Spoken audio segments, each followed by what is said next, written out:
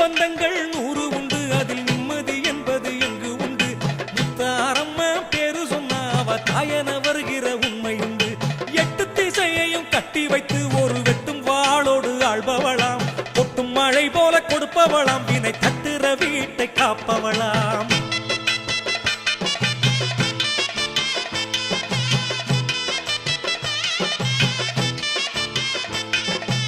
ஆதிசிவன் ஒரு பாகமையா, அந்த சக்தி உமை ஒரு பாகமையா.